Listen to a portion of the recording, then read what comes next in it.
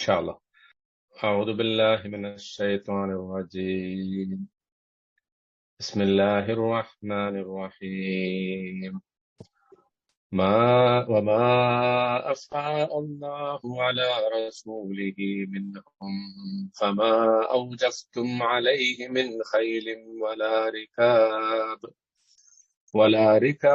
ولكن الله يسلط رسله على من يشاء والله على كل شيء قدير.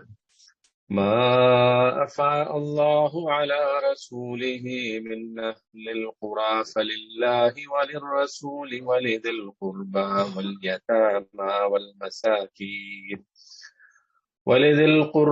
واليتامى والمساكين وابن السبيل كي لا يكون دولة بين الأغنياء منكم وما آتاكم الرسول فخذوه وما نهاكم عنه فانتهوا واتقوا الله إن الله شديد العقاب.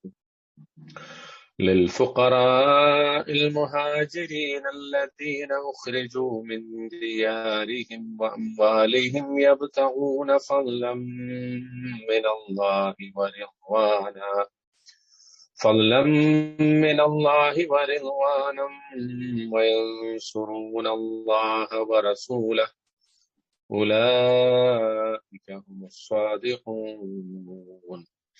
والذين تبوأوا الدار والإيمان من قبلهم يحبون من هاجر إليهم ولا يجدون في صدورهم حاجة مما أوتوا ويؤثرون على أنفسهم ولو كان بهم خصاصة ومن يوق شح نفسه فأولئك هم المفلحون. والذين جاءوا من بعدهم يقولون ربنا اغفر لنا ولإخواننا الذين سبقونا بالإيمان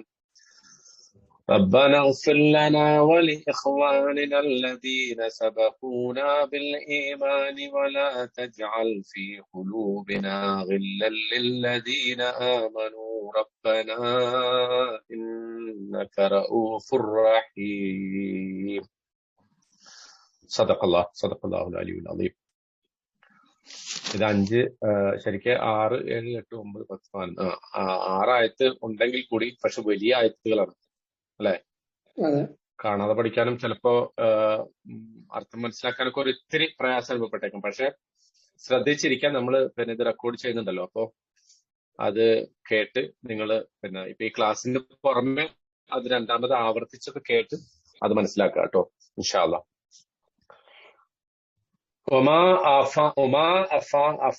അല്ലാഹു അലാ റസൂലിഹി മിൻഹും. അഫാ എന്ന പദമാണ് അവിടെ പുതുതായിട്ടുള്ളത്. അഫാ എന്ന് പറഞ്ഞാൽ ശരിക്ക് മടക്കി എന്നാണ് അർത്ഥം. മടക്കി, റജ അല്ലെങ്കിൽ ആദ എന്നൊക്കെ പറയുന്നതിന്റെ മറ്റൊരു വേർഡാണ് കേട്ടോ അത്. എന്താ പറഞ്ഞ അഫാ അല്ലെ, അഫാ. അതിന്നൊരു ഇസ്ലാമികമായിട്ടൊരു ഖുർആനികമായിട്ടൊരു സംജ്ഞ, ഒരു ടെർമിനോളജി ഉണ്ടായിട്ട് അത് ഫൈദ് എന്നാണ് അതിന് പറയാ. ഫൈദ് എന്ന് പറഞ്ഞാല് യുദ്ധ ആർജിത മുതൽ, യുദ്ധത്തിൽ നിന്ന് ലഭിക്കുന്ന സമ്പത്ത്. യുദ്ധത്തിൽ നിന്ന് ലഭിക്കുന്ന സമ്പത്തിന് വേറൊരു പേരുണ്ട്, കേട്ടിട്ടുണ്ടോ ആരെങ്കിലും? ഫൈ അല്ലാതെ വേറൊരു പേരുണ്ട് യുദ്ധത്തിൽ നിന്ന് ലഭിക്കുന്ന സ്വത്തിന്. യുദ്ധം ഇസ്ലാമികമായ ഗനീമത്ത്. Very good. അതെ, ഗനീമത്ത്. എങ്ങനെ? മനസ്സിലായില്ല. ഗനീമത്ത്, കറക്റ്റ്. അതെ, ഗനീമത്താണ്, ശരിയാ. അപ്പോ ഈ ഫൈദ് ഗനീമത്ത് രണ്ടും തമ്മിൽ വ്യത്യാസം ഞാൻ പറഞ്ഞുതരാം കേട്ടോ. അതിന്റെ അർത്ഥം, അതിന്റെ കൃത്യമായ രണ്ടിന്റെ ഇത് മനസ്സിലായി. പക്ഷെ ആദ്യം ഈ വാചകത്തിന്റെ അർത്ഥം നോക്കൂ കേട്ടോ. ഈ ആയത്തിന്റെ അർത്ഥം ഒന്ന് കേട്ടതിന് ശേഷം നമുക്ക് അതിലേക്ക് വരാം. അപ്പൊ ഇവിടെ അഫാ എന്ന് പറഞ്ഞ പദം പറയാൻ വേണ്ടിയിട്ടാണ് ഞാൻ അത് പറഞ്ഞത്. അഫാ എന്ന് പറഞ്ഞാൽ മടക്കിയെടുത്തു അല്ലെങ്കിൽ മടക്കി കൊണ്ടുവന്നു, തിരികെ എത്തിച്ചു എന്നൊക്കെയാണ് ശരിക്കും അതിന്റെ അർത്ഥം കേട്ടാ. അപ്പോ ഇവിടെ ഈ അഫാ എന്ന പദം പ്രയോഗിച്ചിരിക്കുന്നത് അതിന്റെ യഥാർത്ഥ മീനിങ്ങിലാണ്. എന്ന് പറഞ്ഞാൽ ഒമാ അഫാ അള്ളാഹു അലാ റസൂലിഹി മിൻഹു, അവരിൽ നിന്ന് അള്ളാഹു തന്റെ ദൂതന്, അവന്റെ ദൂതന് മടക്കി കൊണ്ടുവന്ന ആ ധനം. അതാ എങ്ങനെ പറയാ, ഒമാ അഫാ അള്ളാഹു, അള്ളാഹു മടക്കി കൊണ്ടുവന്ന ആ ധനം, ധനത്തെ കുറിച്ചാണ്, ഒരു സമ്പത്തിനെ കുറിച്ചാണ്. അലാ റസൂലിഹി, അവന്റെ ദൂതനിലേക്ക്, മിൻഹും അവരിൽ നിന്ന്. ആരാണ് ഇവിടെ ഉദ്ദേശിക്കണം മിൻഹും? അവരെന്ന് പറയുമ്പോൾ ആരായിരിക്കും സ്വാഭാവികമായിട്ട്? ആരായിരിക്കും? ആ ബനൂ നളീറിന്റെ ആളുകള്, ജൂതന്മാര്, ബനൂ നളീറിന്റെ ആളുകളില്ലേ? ആ അതായത് ഈ സൂറത്ത് എന്തിനെ കുറിച്ചാ പറയുന്ന?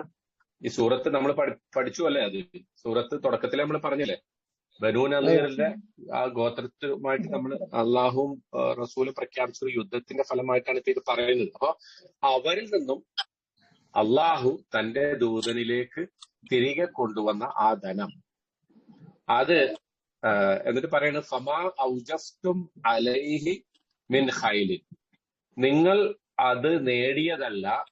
ഔജഫ എന്ന് പറഞ്ഞാല് ഒരു സംഗതി കഷ്ടപ്പെട്ട് നേടിയെടുക്കുക, വേദന സഹിച്ച് നേടിയെടുക്കുക എന്നതിനെയാണ് എന്ത് പറയാ, ഔജഫ എന്ന് പറയുന്നത്. അപ്പോ ഫമാ ഔജഫ്തും അലൈഹി, ആ പണത്തിന് വേണ്ടി നിങ്ങൾ ഓടിച്ചിട്ടില്ല അല്ലെങ്കിൽ നിങ്ങൾ കഷ്ടപ്പെട്ടിട്ടില്ല. മിൻ ഖൈലിൻ, എന്തെങ്കിലും കുതിരകളെയോ, വലാ റിക്കാബിൻ, ഒട്ടകങ്ങളെയോ. റിക്കാബ് എന്ന് പറഞ്ഞാൽ ശരിക്ക് വാഹനം എന്നർത്ഥം, ഇവിടെ ഉദ്ദേശിക്കുന്നത് ഒട്ടകങ്ങളാണ് കേട്ടോ. അപ്പോ കുതിരകളെയും ഒട്ടകങ്ങളെയും ഓടിച്ച് നിങ്ങൾ നേടിയെടുത്തതല്ല ആ സമ്പത്ത്. ക്ലിയർ ആവുണ്ടോ? പറയണ ക്ലിയർ ആവുണ്ടോ? നിങ്ങൾ അധ്വാനിച്ച് മനസ്സിലാവുണ്ടോ?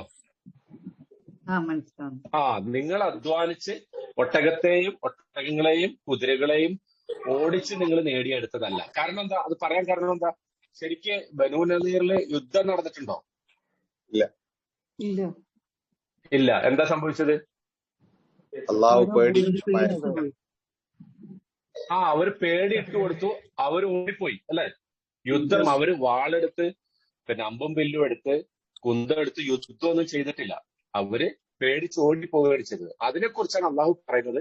അള്ളാഹു ആണ് അവരുടെ ആ ധനം, അതായത് അവരുടെ ആ സ്വത്ത്, ആ ഭൂമി, ആ പാർപ്പിടങ്ങള്, അവരുടെ മറ്റ് കാലിസമ്പത്ത്, ഈത്തപ്പനത്തോട്ടങ്ങള്, അവരുണ്ടാക്കി വെച്ച മറ്റ് കോട്ടകൊത്തളങ്ങള്, ഇതൊക്കെ അള്ളാഹു ആണ് നിങ്ങളിലേക്ക്, തന്റെ ദൈവദൂതനിലേക്ക് മടക്കി കൊണ്ടുവന്നത്. മറിച്ച് നിങ്ങൾ ഒട്ടകങ്ങളെയും കുതിരകളെയും ഓടിച്ച് നേടിയെടുത്തതല്ല. എന്നിട്ട് പറയണത്, അതിന് വിശദീകരിച്ചുകൊണ്ട് പറയുന്നത് വലാകിന്നല്ലാഹ, പക്ഷെ അള്ളാഹു യുസല്ലിതു റുസുലഹു, തന്റെ ദൂതന്മാരെ അള്ളാഹു എന്ത് ചെയ്യുന്നു? സല്ലത്ത യുസല്ലിത്തു എന്ന് പറഞ്ഞാല് അധീശത്വം നൽകുന്നു. അധീശത്വം എന്ന് പറഞ്ഞാൽ ആധിപത്യം നൽകുന്നു. അലാമയ്യഷ, താൻ ഉദ്ദേശിക്കുന്നവരുടെ മേൽ തന്റെ ദൂതന്മാർക്ക് അള്ളാഹു അധീശത്വം നൽകുന്നു. ഇവിടെ രണ്ടാമത് ഉദ്ദേശിക്കുന്ന ദൂതന്മാര് അള്ളാഹുവിന്റെ പട്ടാളക്കാരാണ്. ഇവിടെ ഈ പർട്ടിക്കുലർ വാറില്, ഈ പർട്ടിക്കുലർ യുദ്ധത്തില്, ഈ പ്രത്യേക യുദ്ധത്തില് ആരായിരുന്നു അള്ളാഹുവിന്റെ ദൂതൻ, അള്ളാഹുവിന്റെ സൈന്യം എന്ന് പറയുന്നത്? നമ്മൾ നേരത്തെ പഠിച്ചു അത് അല്ലെ? അത് പേടിയാണ്. അവരുടെ മനസ്സിലേക്ക്, ആ ജൂതന്മാരുടെ മനസ്സിലേക്ക് അള്ളാഹു ഇട്ടുകൊടുത്ത പേടി, അതായിരുന്നു വാസ്തവത്തിൽ അള്ളാഹുവിന്റെ സൈന്യം. അപ്പോ തന്റെ ദൂതന്മാരെ അള്ളാഹു അവൻ ഉദ്ദേശിക്കുന്നവർക്ക് മേൽ ആധിപത്യം നൽകുന്നു, അധീശത്വം നൽകുന്നു. വല്ലാഹു അലാ കുല്ലി ഷൈഇൻ ഖദീർ, അള്ളാഹു എല്ലാ കാര്യങ്ങൾക്കും കഴിവുള്ളവനാകുന്നു. ഇപ്പൊ ഇവിടെ പറഞ്ഞതിന്റെ ഈ ആയത്തിന്റെ മൊത്തം അർത്ഥം എന്താന്ന് വെച്ചാല്, നിങ്ങൾക്കിപ്പോ ബനൂ നളീർ ഗോത്രം വിട്ടേച്ചു പോയ ഒരുപാട് ഭൂമി, നല്ല മദീനയിലെ കണ്ണായ സ്ഥലത്തുള്ള ഒരു വളരെ കോട്ടകൊത്തളങ്ങളൊക്കെ കെട്ടി വളരെ സുഭദ്രമാക്കിയ ഒരുപാട് ഏക്കർ സ്ഥലം നിങ്ങൾക്ക് കിട്ടിയല്ലോ. അതിന്റെ അകത്തുള്ള ഈത്തപ്പനത്തോട്ടങ്ങള്, അതിന്റെ അകത്തുള്ള മുന്തിരിവള്ളികള്, അതിന്റെ അകത്ത് അവർ ശേഖരിച്ചു വെച്ച ഒരുപാട് ആയുധങ്ങള്, ഇതൊക്കെ നിങ്ങൾക്ക് കിട്ടി. ഇതൊന്നും നിങ്ങള് ഒട്ടകങ്ങളെയും കുതിരകളെയും ഓടിച്ചിട്ട് നേടിയെടുത്തതല്ല, യുദ്ധം നടത്തി നിങ്ങൾ നേടിയതല്ല. മറിച്ച് അള്ളാഹു അവന്റെ ദൂതന്മാർ മുഖേന, അതായത് അവൻ അവരുടെ ഹൃദയത്തിൽ ഭയം ഇട്ടുകൊടുത്തത് കൊണ്ട്, നിങ്ങളെ കുറിച്ചുള്ള പേടി അവർക്കുണ്ടായത് കൊണ്ട് അവരിട്ടേച്ചു പോയ സംഗതികളാണ്. അങ്ങനത്തെ ഒരു സംഗതിയെ കുറിച്ചുള്ള ഒരു വിധിയാണ് ഇനി പറയാൻ പോകുന്നത്. എന്ന് പറഞ്ഞാൽ ഇസ്ലാമിക സമൂഹത്തിന് ആദ്യമായിട്ട് ഇത്തരം ഒരു വലിയ സ്വത്ത് കിട്ടണം. ഇതിനു മുമ്പ് നടന്ന 2 യുദ്ധങ്ങളുണ്ട് അല്ലെ? ബദർ യുദ്ധം, ഉഹദ് യുദ്ധം. ബദർ യുദ്ധത്തിലും ഉഹദ് യുദ്ധത്തിലും കുറച്ച് വാള്, കുറച്ച് കുന്തം, കുറച്ച് അമ്പും വില്ലും ഇതൊക്കെ കിട്ടിയിട്ടുള്ളൂ. ഭൂമി കിട്ടിയിട്ടുണ്ടോ? ബദർ യുദ്ധത്തിലോ ഉഹദ് യുദ്ധത്തിലോ ഇസ്ലാമിക സമൂഹത്തിന്, സൈന്യത്തിന് ശത്രുക്കളിൽ നിന്ന് ഒരു വലിയ സ്വത്ത് പിടിച്ചെടുക്കാൻ പറ്റിയിട്ടില്ല. പക്ഷെ ഈ ബനൂ നളീറിന്റെ ആയിട്ടുള്ള ഈ യുദ്ധത്തില്, അവിടെ യുദ്ധം നടന്നില്ലെങ്കിൽ കൂടി ഒരുപാട് സ്വത്ത് ഇസ്ലാമിക സമൂഹത്തിന് കൈവന്നു. അതിനെക്കുറിച്ചുള്ള വിധിയാണ് ഇവിടെ അള്ളാഹു ഇനി പറയാൻ പോകുന്നത്. അതിന്റെ ഒരു ആമുഖമായിട്ടാണ് ഇത് പറഞ്ഞത്. നിങ്ങൾ നേടിയെടുത്തതല്ല കേട്ടോ ഇതൊന്നും, മറിച്ച് ഇത് അള്ളാഹു അവന്റെ ദൂതന്, അവന്റെ പ്രവാചകനെ അള്ളാഹുവിന്റെ സൈന്യത്തെ ഉപയോഗിച്ച് അള്ളാഹു നേടിക്കൊടുത്തതാണ്. ഇത് കൂടാതെ നേരത്തെ നമ്മൾ പറഞ്ഞു, ഇപ്പോ ഈ അഫ എന്നതിന്റെ അർത്ഥം പറഞ്ഞപ്പോ ഞാൻ നിങ്ങളോട് ചോദിച്ചു, യുദ്ധ മുതലിന് ഇസ്ലാമിൽ വേറൊരു പേര് പറയും. അത് ഇവിടെ ഉത്തരം കിട്ടി. എന്താ പറഞ്ഞത്? ഗനീമത്ത് മുതൽ എന്നാ പറയാം. ഇവിടെ ഈ കിട്ടിയ സ്വത്തിന്, അതായത് ഈ ഭൂമി കിട്ടിയ അത്തരം സ്ഥാവര സ്വത്തുക്കളുണ്ടല്ലോ, നമ്മൾ പറയാറില്ല മലയാളത്തിൽ സ്ഥാവര ജംഗമ സ്വത്തുക്കൾ എന്ന് പറയാറുണ്ട് അല്ലെ? എന്താണ് സ്ഥാവരം എന്ന് പറഞ്ഞാൽ?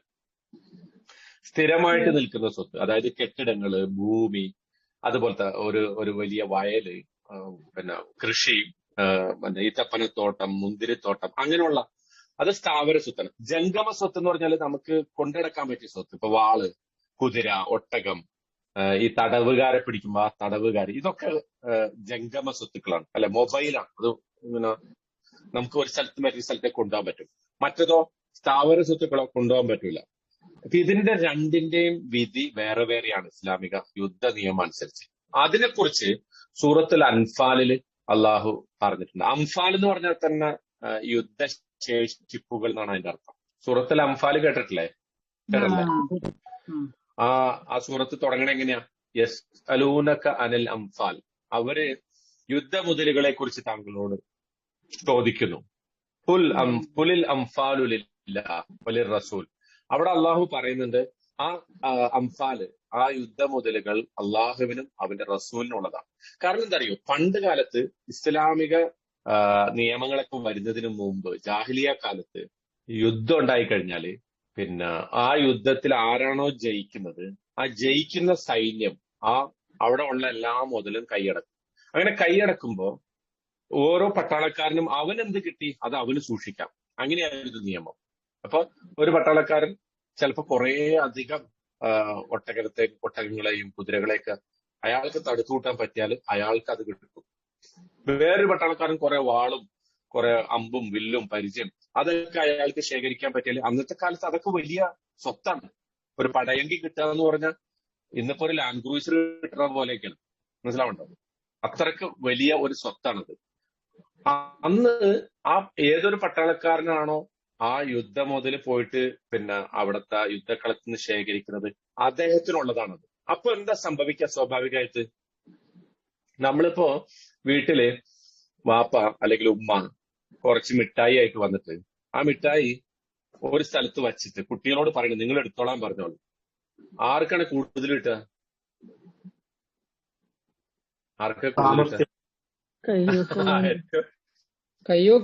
ഏറ്റവും നല്ല കയ്യൂക്കുള്ളവന്, നല്ല സാമർത്ഥ്യമുള്ളവന് കൂടും. കൈയിട്ട് വാരും എല്ലാവരും കൂടി.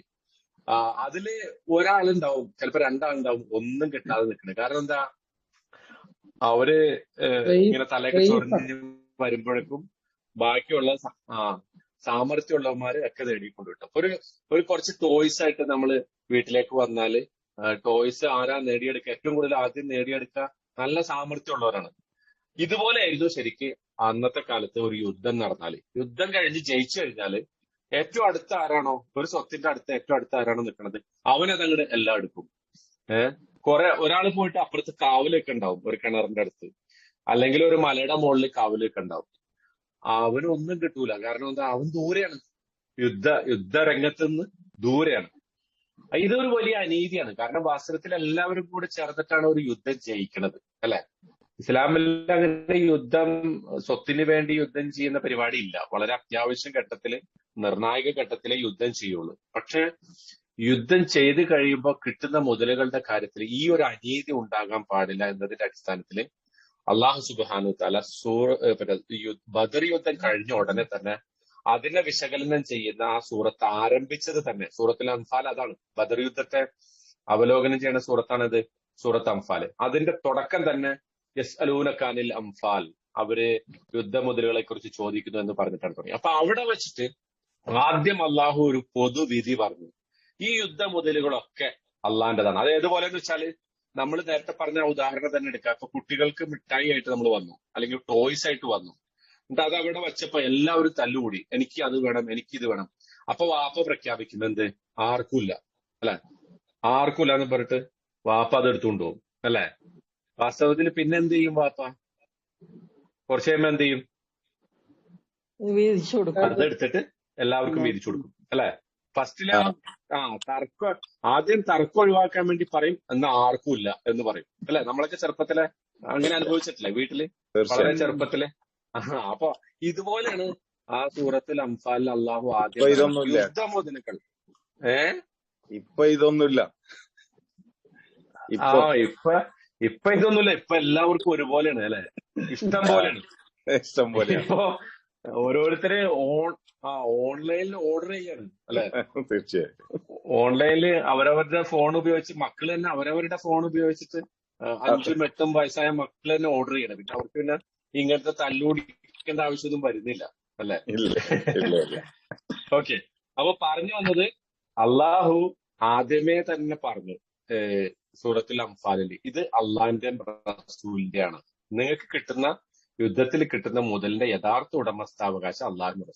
എന്നിട്ട് അള്ളാഹു പറഞ്ഞു, ഫലില്ലാഹി വലി റസൂലിഹിൽ ഖുമുസ്, അള്ളാഹുവിനും അവന്റെ റസൂലിനും 5/1 എന്ന് പറഞ്ഞിട്ട് അവിടെ ഒരു വിധി പറയുന്നുണ്ട്. ആ വിധി കുറച്ചധികം വിശദീകരിക്കുന്നുണ്ട്, ഞാനിപ്പോ അത് പറയുന്നില്ല. അപ്പൊ അങ്ങനെ 5/1 അള്ളാഹ്ക്കും റസൂലിനും എന്ന് പറഞ്ഞാൽ റസൂലിന്റെ കുടുംബത്തിനും ഇസ്ലാമികമായ മറ്റ് അടുത്തൊരു യുദ്ധത്തിന് വേണ്ടിയുള്ള ഒരുക്കത്തിനൊക്കെ ആയിട്ട് 5/1 കൊടുക്കണം. ബാക്കി 5/4 ആ പട്ടാളക്കാർക്കിടയിൽ തുല്യമായിട്ട് വീതിക്കണമെന്ന് പറഞ്ഞു. തുല്യമായിട്ട് വീതിക്കുമ്പോ തന്നെ ചിലർക്ക് കൂടുതൽ കിട്ടും. ഉദാഹരണത്തിന് കുതിര ഉള്ള ആളുകൾക്ക് കൂടുതൽ കൊടുക്കും, കുതിര ഉള്ളവർക്ക് 2 ഓഹരി കൊടുക്കും. കാരണം എന്താ അങ്ങനെ നിശ്ചയിക്കാൻ ഒരു കാരണമുണ്ട്. കുതിര പടയാളികൾക്ക് 2 ഓഹരി കൊടുക്കുമായിരുന്നു ബാക്കിയുള്ളതിന്. കാരണം വലിയ പാടാണ്, അല്ലെ? രണ്ടുപേരായില്ല, ഒന്ന് കുതിരി, ഒന്ന് ഒരാളും കൂടി ആയില്ലേ? കേൾക്കുന്നില്ല?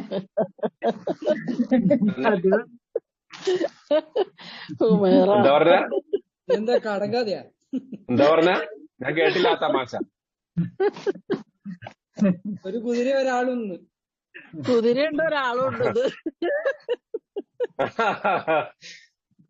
ഓക്കെ. അത് ഇടയ്ക്ക് നല്ല തമാശ നല്ലതാണ്. പറഞ്ഞ സംഭവം വെച്ച് കുതിര പോറ്റത് വലിയ കുതിരപ്പടയാളികൾക്ക് 2 മൊത്തം 5/1 ബാക്കിയുള്ള 5/4 ഓഹരിയില് അവർക്കൊരു നല്ല വിഹിതം അവർക്ക് വകവെച്ച് കൊടുത്തു, കേട്ടോ? അപ്പോ ഞാൻ പറയുന്നത് ഇപ്പൊ അതിനകത്തേക്ക് നമ്മൾ വിശദമായി പോകുന്നില്ല. അപ്പൊ ആ ഗനീമത്ത് സ്വത്ത് ഈ 5/1 എന്ന് പറഞ്ഞാല് റസൂലിനെ, അതായത് 5/1 പറഞ്ഞാൽ മൊത്തം കിട്ടുന്ന സ്വത്ത് ഉണ്ടല്ലോ, അതായത് ശരിക്കും 4 എന്നല്ലേ പറയാറ്? 4/1, 4/2, 5 എന്ന് പറയുന്നത് ഒറ്റ. അങ്ങനെയല്ല. ഈ മൊത്തം കിട്ടിയ ഗനീമത്ത് സ്വത്ത് 5 ഭാഗിക്കുക. ആ 5/1 റസൂലിന് കൊടുക്കാൻ നബി സല്ലല്ലാഹു അലൈഹി വസല്ലമയുടെ വിഹിതമായിട്ടാണ് അത് വെച്ചത്. അതെന്തിനാന്ന് വെച്ചാല് റസൂലിന് അദ്ദേഹത്തിന്റെ കുടുംബത്തിന് സക്കാത്ത് ഇല്ല, സദക്ക കിട്ടാൻ പാടില്ല, സദക്ക കൊടുക്കൂല. മാത്രമല്ല റസൂൽ അള്ളാഹിന്റെ മാർഗത്തില് ഫുൾ ടൈമറാണ്.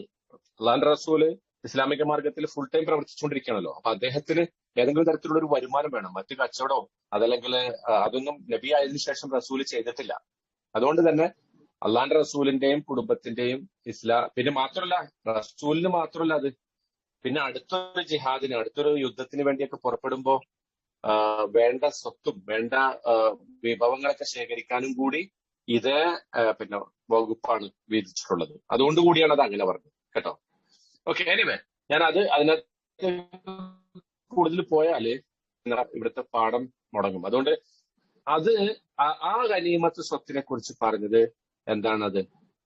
ഈ ജംഗമ സ്വത്തുക്കളാണ്. അതായത് മൂവ് ചെയ്യാൻ പറ്റിയ വാള്, പരിച, കുന്തം, പടയങ്കി, ഒട്ടകം, കുതിര, ഇങ്ങനെയുള്ള സ്വത്ത് ഒക്കെ ശേഖരിക്കുമ്പോ അതിനെ കുറിച്ചാണ് പറഞ്ഞത്. അതേസമയം ഇവിടെ സംഭവിച്ചത് എന്താ?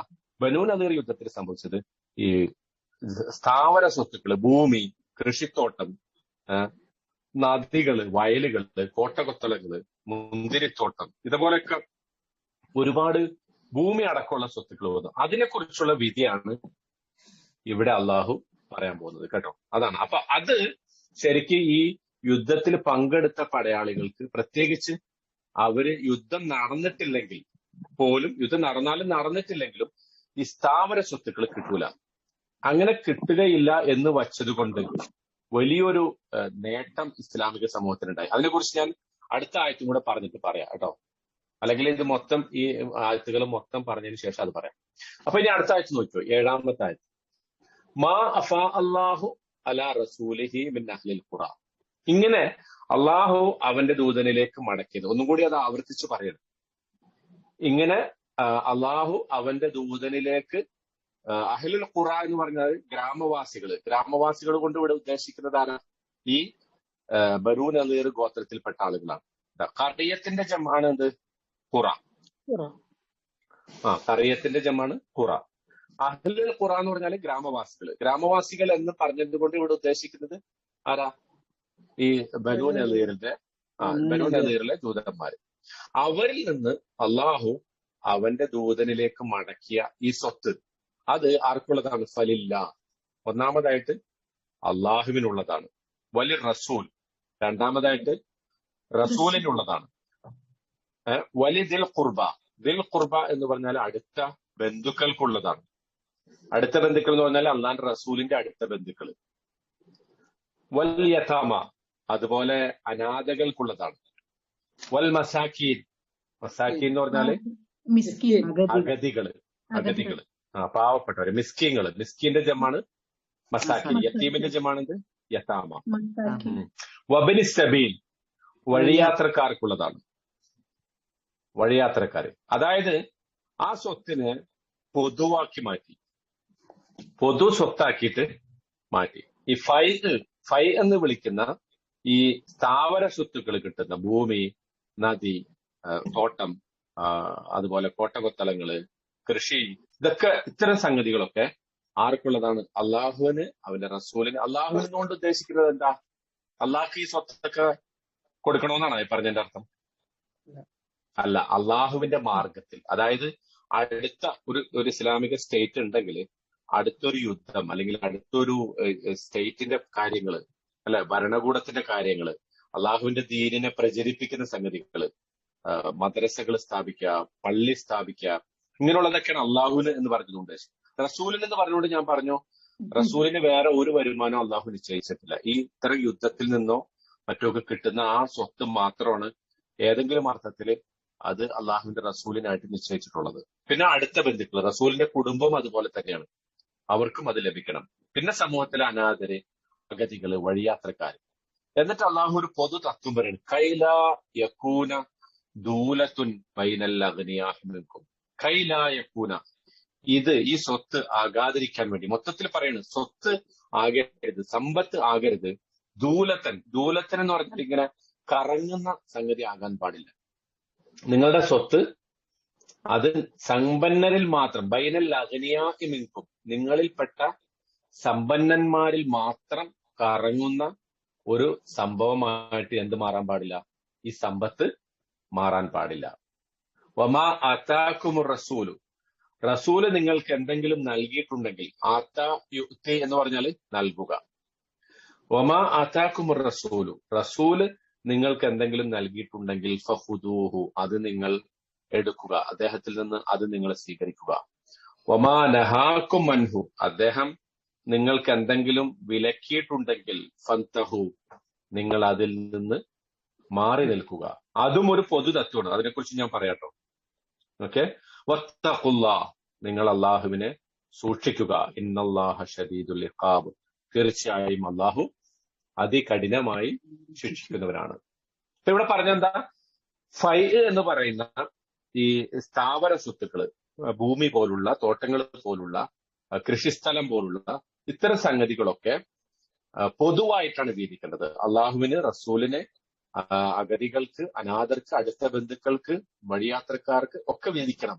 എന്നിട്ട് അള്ളാഹ് പറയുന്നത്, ഈ സമ്പത്ത്, ഇസ്ലാമിലെ ഒരു മാക്രോ ഇക്കണോമിക്സ് ഉണ്ടെങ്കിൽ അതിന്റെ ഏറ്റവും അടിസ്ഥാന പ്രിൻസിപ്പിളാണ് കൈലായക്കൂന ദൂലത്തുൻ ബൈനൽ അഗ്നിയ നിൽക്കും. സമ്പത്ത് പണക്കാരിൽ മാത്രം കറങ്ങരുത് എന്നുള്ളത്.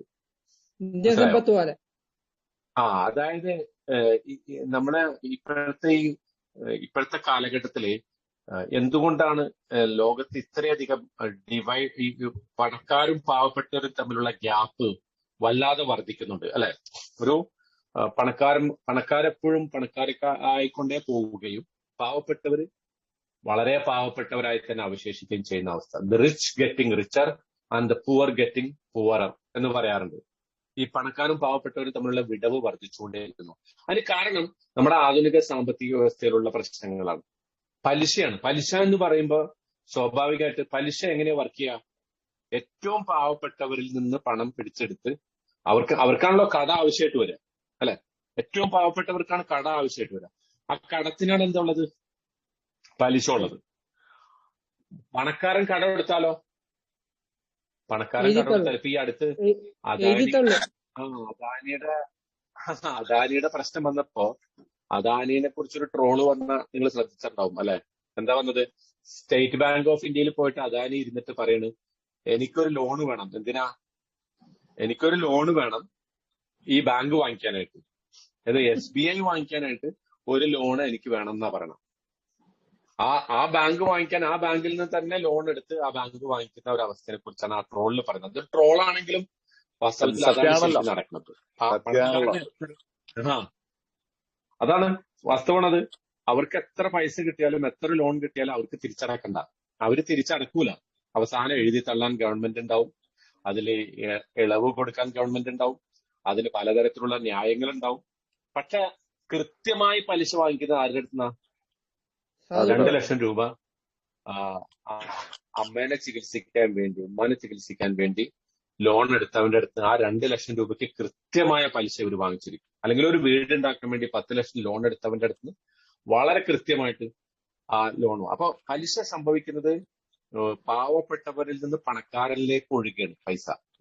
പക്ഷെ സക്കാത്തിലും ഇതുപോലുള്ള സദക്കകളിലും ഒക്കെ സംഭവിക്കുന്നത് എന്താ? അത് പണക്കാരനിൽ നിന്ന് പാവപ്പെട്ടവനിലേക്ക് ഒഴുകുക. ഇപ്പൊ ഇസ്ലാമിന്റെ എക്കോണമിക് പ്രിൻസിപ്പിൾ ഏറ്റവും പ്രധാനം സക്കാത്താണ്, അല്ലെ? നോക്കൂ, നിങ്ങൾ 2.5% സക്കാത്ത് കൊടുക്കണം എന്ന് പറയുമ്പോ ഈ 2.5% എന്ന് പറഞ്ഞാൽ ശരിക്കും വളരെ തുച്ഛമല്ലേ? ഒന്ന് ആലോചിച്ച് നോക്കിയേ, വളരെ തുച്ഛമല്ലേ? അതായത് നിങ്ങളൊരു ആപ്പിള് 10 മുറിക്കുക, 10 മുറിച്ചിട്ട് ആ 10-1 എടുത്തിട്ട് അതിനെ വീണ്ടും 4 മുറിക്കുക. ആ 4-1 സക്കാത്ത്. പറഞ്ഞ മനസ്സിലാവണ്ട? നമ്മുടെ കയ്യിലൊരു ആപ്പിൾ ഉണ്ടെങ്കിൽ ആ ആപ്പിളിനെ 10 കഷ്ണമായിട്ട് മുറിക്കുക, 10 കഷ്ണം. എന്നിട്ട് അതിലൊരു കഷ്ണം എടുത്തിട്ട് അതിനെ 4 വീണ്ടും മുറിക്കുക. ആ 4 മുറിച്ചതിൽ നിന്ന് 1 കഷ്ണം സക്കാത്ത് കൊടുക്കേണ്ടതുള്ളൂ. എന്ന് പറഞ്ഞാൽ വളരെ ചെറുതാണ്. പക്ഷേ ആ ചെറിയ സംഗതി എല്ലാവരും കൊടുത്താൽ ഇന്നത്തെ കാലത്ത് കേരളത്തിലെ സക്കാത്ത് കൊടുക്കാൻ ബാധ്യസ്ഥരായ ആളുകളുടെ കണക്കെടുത്തിട്ട് പറയുന്നത് ഒരു 10 വർഷം കേരളത്തിലെ മുസ്ലിങ്ങൾ സക്കാത്ത് കൊടുക്കാൻ ബാധ്യസ്ഥരായ മുസ്ലിങ്ങൾ മാത്രം സക്കാത്ത് കൊടുത്താൽ മുസ്ലിം സമൂഹത്തിൽ ഒരു പട്ടിണിക്കാരനുണ്ടാവില്ല. പട്ടിണിക്കാരനുണ്ടാവില്ല എന്ന് മാത്രമല്ല, എല്ലാവരും സ്വയം പര്യാപ്തരായി മാറുമെന്നാണ് പറയുന്നത്. അത് അടുത്ത 10 വർഷം കഴിഞ്ഞാൽ മൊത്തം എല്ലാ സമൂഹത്തിലെ പട്ടിണി മാറ്റാൻ പറ്റും, 10-20 വർഷം കഴിഞ്ഞാൽ. പക്ഷെ എന്തുകൊണ്ടാണ് സംഭവിക്കുന്നില്ല എന്ന് വെച്ചാൽ ആളുകൾ സക്കാത്തിന്റെ വിഷയത്തിൽ അങ്ങനത്തെ ഒരു താല്പര്യം കാണിക്കുന്നില്ല. അപ്പൊ അന്ന് കേട്ടോ, നമ്മുടെ വിഷയം അതല്ല. നമ്മുടെ വിഷയം ഈ പറഞ്ഞതാണ്, കൈലാ യകൂന ദൂലത്തുൻ ബൈനൽ അഗ്നിയാഇ മിൻകും. അതാണ് ഇസ്ലാമിലെ മാക്രോ ഇക്കോണമിക് പ്രിൻസിപ്പിൾ. എന്ന് പറഞ്ഞാൽ പണം നിങ്ങളിലെ ധനികരിൽ മാത്രം കറങ്ങരുത്. ആ പണത്തിനൊരു ഫ്ലോ ഉണ്ടാവണം. ആ ഫ്ലോ എങ്ങോട്ടായിരിക്കണം? മുകളിൽ നിന്ന് താഴേക്ക് ഒഴുകണം, താഴെ നിന്ന് മുകളിലേക്കല്ല. സക്കാത്ത് അള്ളാഹു വളർത്തുന്നു, പലിശയെ അള്ളാഹു നിരോധിച്ചിരിക്കുന്നു എന്ന് പറയുന്നതിന്റെ അടിസ്ഥാനം അതാണ്. പലിശ താഴേന്ന് മേലേക്കാണ് പോവുക, പാവപ്പെട്ടവരിൽ നിന്ന് പണക്കാരിലേക്ക് പോകുന്നു. സക്കാത്ത് വഴി സംഭവിക്കുന്ന എന്താ? പണക്കാരിൽ നിന്ന് പാവപ്പെട്ടവരിലേക്ക് ആ പൈസ ഒഴുകുന്നു. ഇപ്പൊ ഇവിടെ ഫൈനെ കുറിച്ച് പറഞ്ഞെടുത്ത് അള്ളാഹു പറഞ്ഞത് അത് ആർക്കുള്ളതാണ്? അള്ളാഹുവിന്, റസൂലിന്, റസൂലിന്റെ ബന്ധുക്കൾക്ക്, യത്തീമുകൾക്ക്, മിസ്കീങ്ങൾക്ക്, വഴിയാത്രക്കാർക്ക്. എന്നിട്ട് പറഞ്ഞു ഇത് ഈ പണം നിങ്ങളിലെ പണക്കാരിൽ മാത്രം കറങ്ങാതിരിക്കാൻ വേണ്ടിയാണ് അള്ളാഹു ഇതിങ്ങനെ പറയുന്നത്. എന്നിട്ട് പറയുന്നത് റസൂല് ഫഖുദൂഹു, നിങ്ങളുടെ റസൂല്, ദൈവദൂതൻ എന്താണോ നിങ്ങൾക്ക് തരുന്നത് അത് നിങ്ങൾ എടുക്കുക. വമാ നഹാകും അൻഹു ഫൻതഹു, അദ്ദേഹം നിങ്ങളെ വിരോധിക്കുന്നതിൽ നിങ്ങൾ മാറി നിൽക്കുക. ഇത് ശരിക്കും ഇവിടുത്തെ കോണ്ടെക്സ്റ്റിൽ പറയുകയാണെങ്കിൽ ഈ ഗനീമത്ത് സ്വത്ത്, ഈ ഫൈനെ വിവേചിക്കുന്നതിനെ കുറിച്ചാണ്. പക്ഷെ പൊതുവായിട്ട് പറയുകയാണെങ്കിൽ റസൂൽ എന്തൊക്കെ നിങ്ങളോട് കൽപ്പിച്ചോ അതൊക്കെ നിങ്ങൾ ചെയ്യണം. റസൂലിൽ നിന്ന് എന്തൊക്കെ നിങ്ങൾക്ക് സ്വീകരിക്കാൻ പറ്റിയിട്ടുണ്ടോ അതൊക്കെ നിങ്ങൾ സ്വീകരിക്കണം. 5 നേരത്തെ നമസ്കാരം, സക്കാത്തിന്റെ കണക്കുകൾ, ഉംറ, ഹജ്ജ്, സദക്ക, മറ്റ് പെരുമാറ്റ മര്യാദകള്, അതല്ലേ, എന്തൊക്കെ സംസാരിക്കണം, അതിനെക്കുറിച്ചുള്ള സോഷ്യൽ സംഗതികൾ, ഇതൊക്കെ നിങ്ങൾ എടുക്കുക. അതുപോലെ റസൂൽ എന്തൊക്കെ നിങ്ങളോട് വിരോധിച്ചിട്ടുണ്ടോ അതൊക്കെ നിങ്ങൾ മാറി നിൽക്കുക. വത്തഖുല്ലാ, കൂടാതെ നിങ്ങൾ അള്ളാഹുവിനെ, അന്തിമമായിട്ടുള്ള വിധി എന്ന് വെച്ചാൽ നിങ്ങൾ അള്ളാഹുവിനെ സൂക്ഷിക്കുക. ഇന്നല്ലാഹ ശദീദുൽ ഇഖാബ്, തീർച്ചയായും അള്ളാഹു കഠിനമായി ശിക്ഷിക്കുന്നവനാണ്. എന്നിട്ട് അടുത്ത ആയത്ത് ലിൽ ഫുഖറാഇൽ മുഹാജിരിന, രണ്ടാമത് പറയുന്നത് ഇനിയും ഈ സ്വത്തിൽ നിന്ന് കൊടുക്കേണ്ട ഒരു വിഹിതമാർക്കാണ്. ലിൽ ഫുഖറ, ഫക്കീറുകളായ ആളുകൾക്ക്. അൽ മുഹാജിരീൻ, അവരാരാണ്? മുഹാജിറുകളാണ്. മുഹാജിറുകൾ എന്ന് പറഞ്ഞാൽ ആരാ?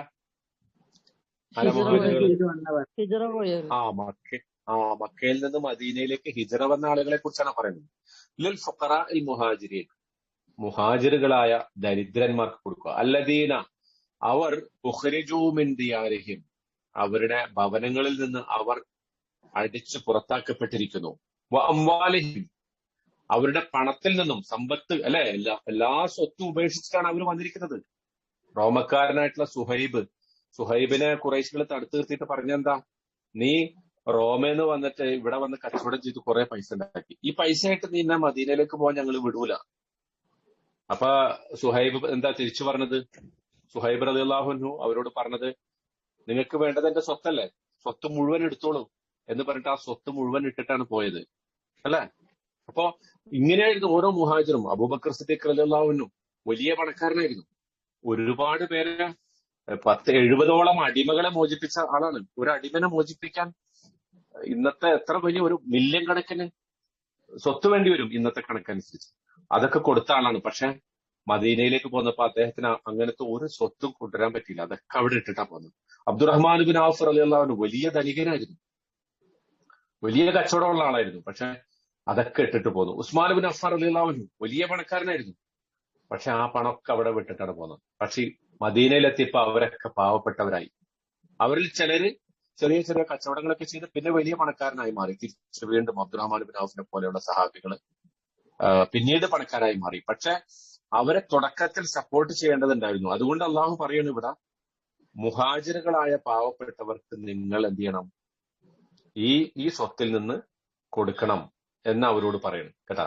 ലിൽ ഫുഖറാഇൽ മുഹാജിരീന അല്ലദീന ഉഖ്രിജൂ മിൻ ദിയാരിഹിം, മുഹാജിറുകളായ പാവപ്പെട്ടവർക്ക് അതിൽ നിന്നൊരു വിഹിതം കൊടുക്കണം.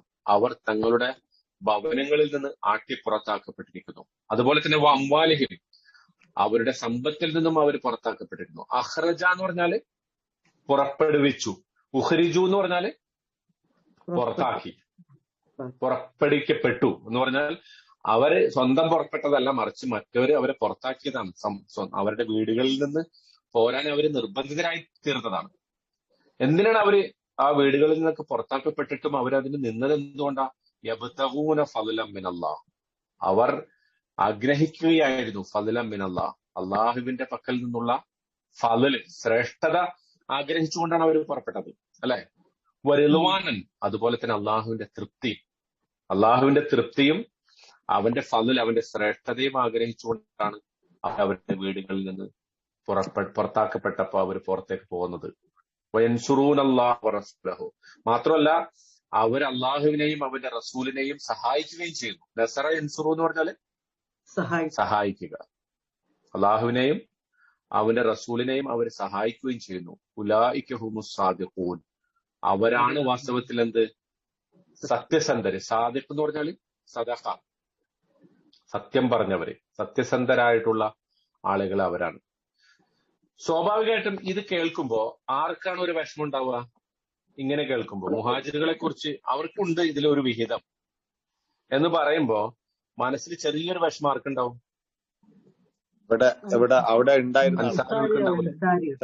അവിടെ ഉണ്ടായിരുന്ന ആളുകൾക്കുണ്ടാവും, അൻസാറുകൾക്കുണ്ടാവും. അപ്പൊ സ്വാഭാവികമായിട്ട് അടുത്ത ആയത്തിൽ അള്ളാഹു അവരെ അഡ്രസ് ചെയ്തിട്ട് പറയുന്നു വല്ലദീന, ഇനി വേറൊരു കൂട്ടർക്കും കൊടുക്കണം. തബവ്വ ഉദ്ദാർ, അവരെന്ത് ചെയ്തു? വീടുകളില് അഭയം നൽകി.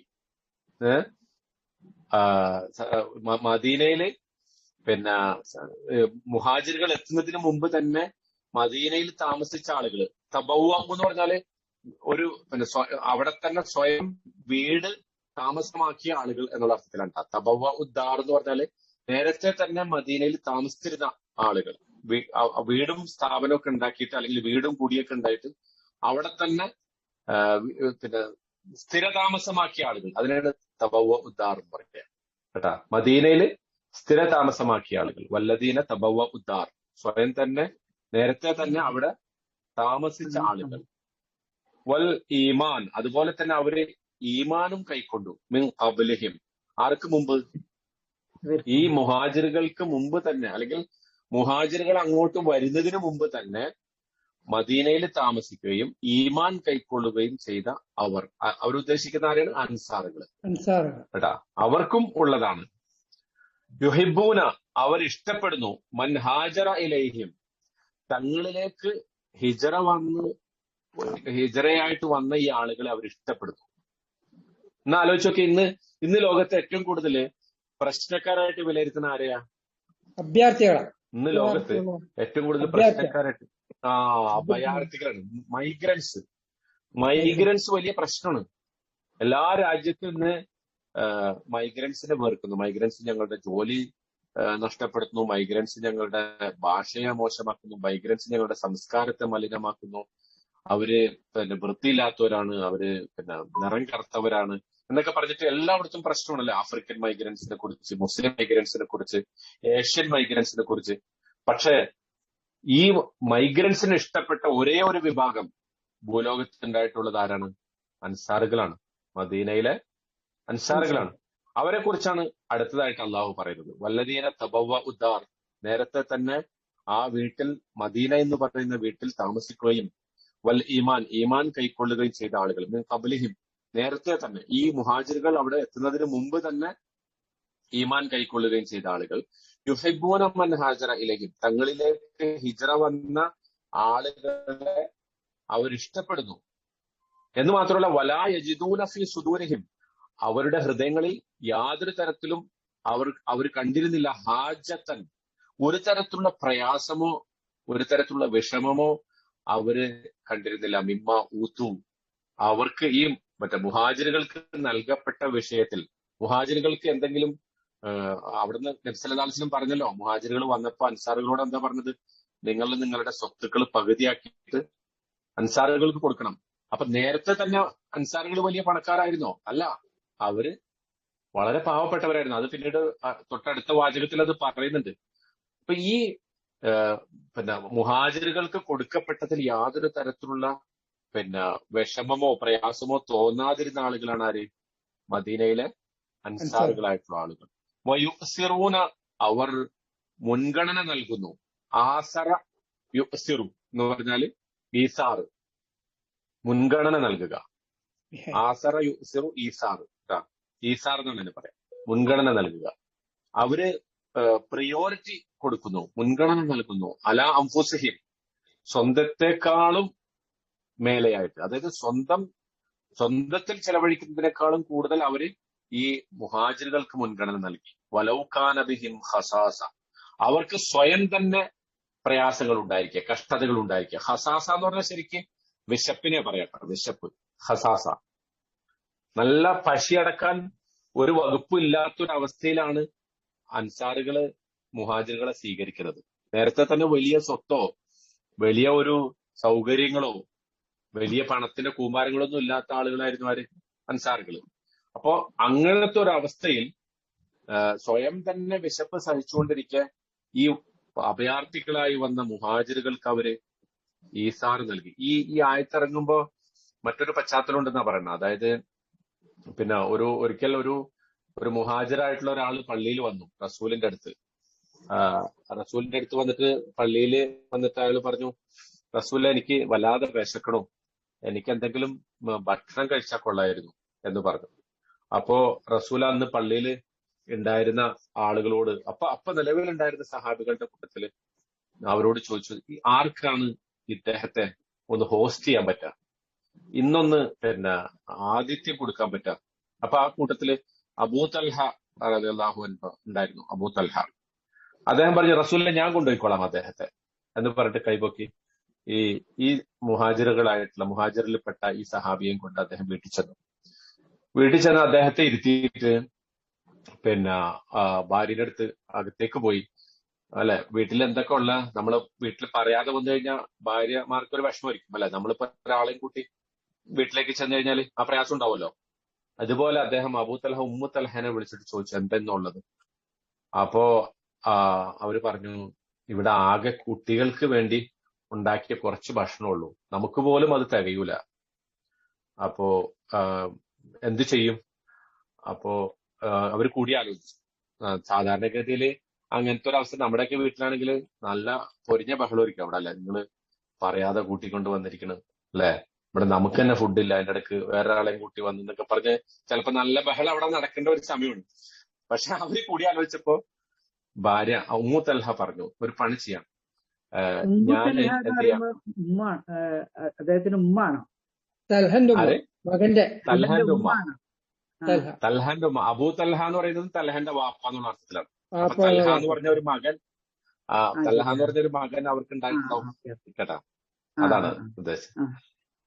അങ്ങനെ സ്വാഭാവികമായിട്ട് അവർ കൂടി ആലോചിച്ചു. അപ്പോ ഇവര് പറഞ്ഞു, ഇങ്ങനെ പിന്നെ നമുക്കൊരു പണി ചെയ്യാം, കുട്ടികളെ ഞാൻ എന്തെങ്കിലുമൊക്കെ കൊടുത്ത് ഉറക്കിക്കൊള്ളാം, ഈ ഫുഡ് അതിഥിക്ക് കൊടുക്കാം, നമ്മുടെ കയ്യിലുള്ള ഭക്ഷണം അതിഥിക്ക് കൊടുക്കാം. അതിന് ഒരു ഐഡിയ അവർ പറഞ്ഞു കൊടുത്തു. എന്താന്ന് വെച്ചാല്, ഞാൻ ഭക്ഷണം കൊണ്ടുവന്ന് വെക്കുമ്പോ ഞാൻ അങ്ങോട്ട് വിളക്ക് കിടത്തും. ഭക്ഷണം കൊണ്ടുവന്ന് നിങ്ങൾ വെക്കുമ്പോ ഞാൻ വിളക്ക് കിടത്തും. അപ്പൊ നിങ്ങൾ എന്ത് ചെയ്യണം, ആ ഭക്ഷണം കഴിക്കുന്ന പോലെ നിങ്ങൾ അഭിനയിക്കണം. ഇരുട്ടാവുമ്പോ മറ്റേ ആൾ കാണൂലല്ലോ. അപ്പൊ അതിഥി എന്ത് ചെയ്യും? അതിഥി സ്വാഭാവികമായിട്ട് ആ ഭക്ഷണം കഴിച്ചോളും. പക്ഷെ നിങ്ങൾ എന്ത് ചെയ്യണം? കഴിക്കാതിരിക്കണം.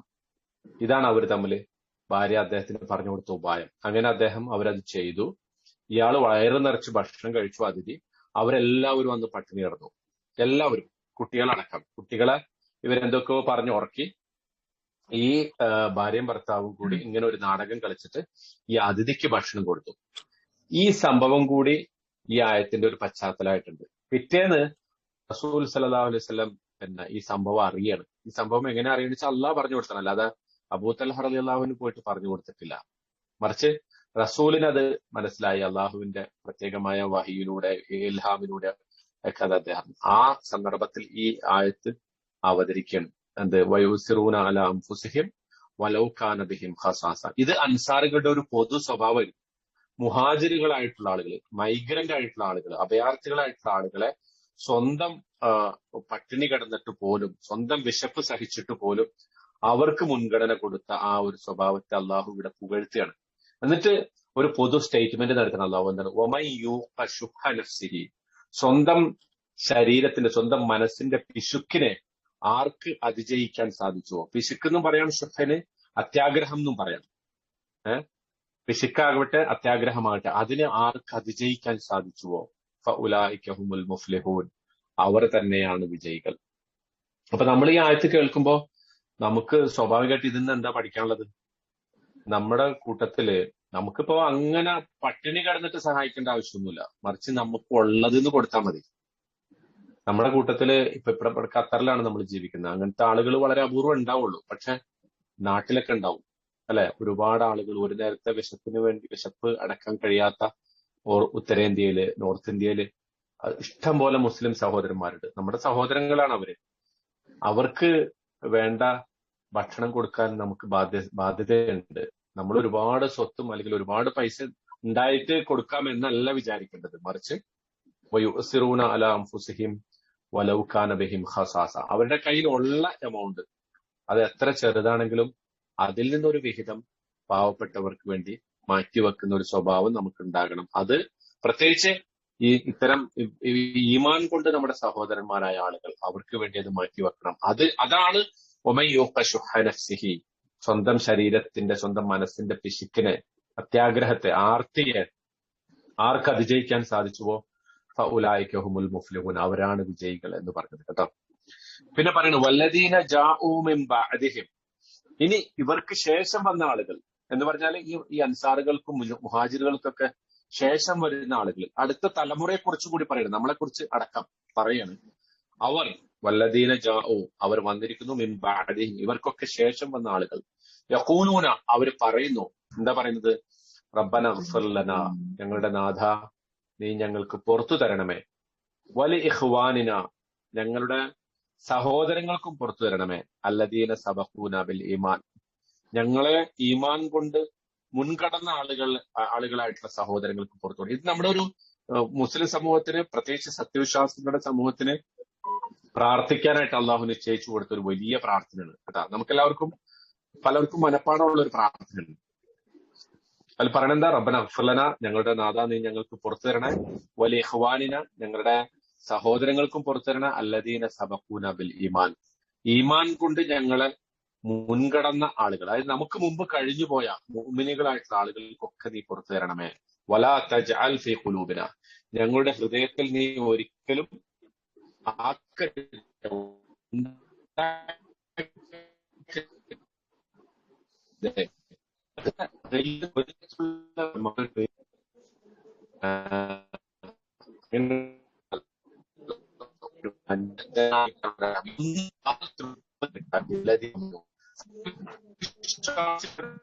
കേൾക്കുന്നില്ലല്ലോ.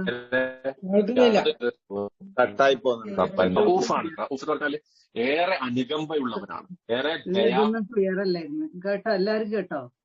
ഇല്ല ഇല്ല എനിക്ക് മാത്രം പ്രശ്നമാണ്. ഇല്ല, ഈ ഇതൊന്നും പറഞ്ഞതൊന്നും കേട്ടില്ല. കട്ടായിരുന്നു. ഈ ആയത്തിന്റെ ഇതൊന്നും പറഞ്ഞു കേട്ടില്ല.